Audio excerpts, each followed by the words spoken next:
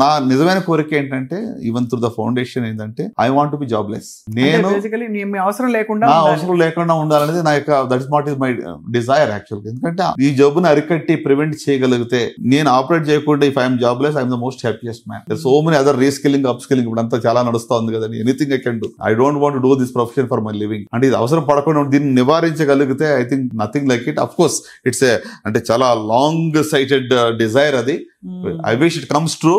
I also know that it is not that simple. Right. So ganaka, but one thing ante in all this na desire entante to be able to give hope and to be able to at least make a difference in the life of somebody. I think that's a life of legacy. So nenu na పుస్తకం పేరు కూడా అదే కదండి, live for legacy.